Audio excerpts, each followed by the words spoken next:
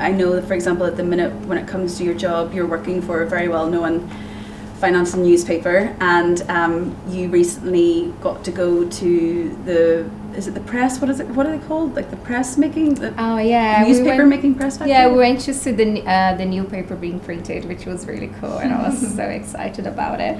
It was so funny because I got there and I just loved how everything was being presented, and somehow one of the ads that we had just revamped was on the paper, and it was one of my ads, and straight away one of my colleagues was like, Alexa, your ad is there, and I was like, where is that, you know? And then the guy was like, don't you worry, we're gonna get to the paper. But I was just really excited about it, but then again it's like, okay, I kind of just put that at the back of my mind, and I'm like, okay, move on, let's talk about the next one, because there is always that pressure of, I need to keep, as Maria was saying, I need to keep the level, you know, this level up. I don't want people to come up to me and be like, yeah, all the things that you're trying to say were just all lies, you know, you're not who you're pretending you are. So I just feel like, okay, if someone comes and criticizes me, even if it's a positive criticism, I'm like, I need to prove them that they are wrong. And that's kind of the anxiety of being like, okay, I need to make sure I live to their standards. So it's just like every single day is just a battle of just try and yeah.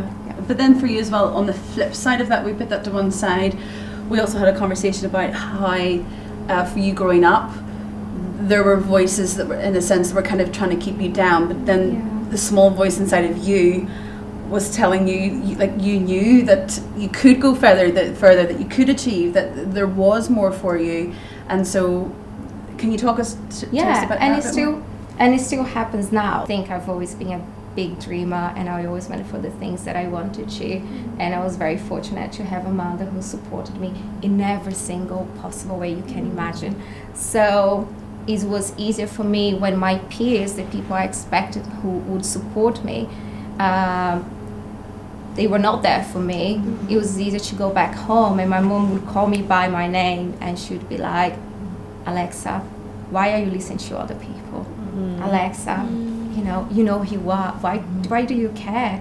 You know, so she would really support me emotionally. Yeah. So that helped. Like, sometimes it doesn't get easy. You need to remember that voice, and I still try to remember that voice. And sometimes I had to pick up the phone to my mom, you know, and you have to go to that comfort place that reminds you of home, and I try and do that. And I think it's really encouraging as well when you have friends who speak truth over your life, because as we were saying, like, out there is really scary, and sometimes the people you expect that will come and encourage you, they're the first ones that will bring you down.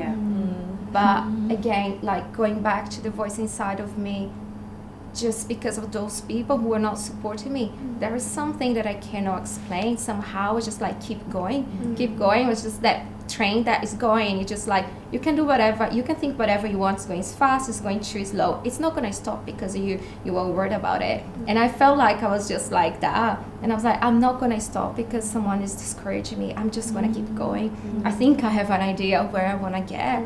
You know, I believe where I want to get to. So it really helps when you kind of, because it's a battle every day. So it does help when that truth calls your name. You're just like, okay, I think what I'm doing is right, so I'm just gonna keep believing this. And people are gonna talk anyway, so let them talk. You can live your life, and you know, they live theirs, and you know, and that's the life that you're creating for yourself. So I'm just kind of learning that. And talking about learning as well, I know that something you and I have talked about is not celebrating our achievements. You know, if you think about, for example, you know, the company that you are working for now, and how one day that was, in the past, that would have been a pipe dream, and now it's your reality. And you know, if you look at how far you've come, and when you first came to England, and all the, like, the 2-3 jobs, different jobs per day that you were working to, and the journey that you've gone on, yet it's easier for you to go, yeah, I know I'm doing that now, but I've got to get to there. I'm not able to celebrate my achievements. I feel like, okay, there was an ad, you know, just an ad, you know, any work that I did. I remember, like, people coming to me and congratulating me, and I was like, okay, and I don't know how to react. You know, like even the other week, my director came to me and she was like, what you did was amazing, congratulations. And I didn't want to talk about that. I just wanted to move on. So I came here to talk to you about something else, you know. And then people just emailing me, and I was just like, do I take it? Do I accept it? Or what do I do with this? You know, so I'm still learning to kind of, I think, is internalize that, but also externalize. People who know me who know that I don't like shouting about who I work for, what I do. I'm like, oh yeah, I do that. You know, and then my voice goes lower because, so it's still a learning process of celebrating. I'm just learning to be more vocal and just speak, even though it's just challenging. It's just like, honestly, it's like an internal battle, because you just have to learn that what you do matter. Yes.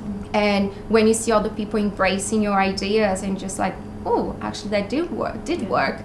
If I stay silent, nothing's gonna happen. But if I speak, then other people will buy into your vision. So yeah, thank you. A word of encouragement for the viewer, or a practical take home, Alexa? Just kind of learn to just celebrate yourself, you know. And this is still something that I'm learning. Perhaps like every time someone compliments you, and it's a process. You just kind of learn day by day. Just kind of stop to celebrate, be intentional about that, and be like, okay, let's give myself a tap on the back. Be like, you did amazing. It's so hard to do that, but just like remember to do that, because as well that is gonna affect the people around you. So, and look back at your journey. As we were saying, like, we haven't simply arrived. There's so much hard work that happened behind the scenes, you know, whilst everybody was sleeping, you're waking, doing the hard work. Yeah. So make sure like you go back and see where you started, where you are now, and you're just gonna see that. Yeah, it doesn't happen by chance. Yeah. Next time on the 7 series. But then all that did was just build resentment, because when things happened, I didn't deal with them, and all I did was kind of again, just hold them back and suppress them, because if I say how I feel, then I'm going to do too much, and I'm going to be creating problems where there is no problem, so I won't say anything.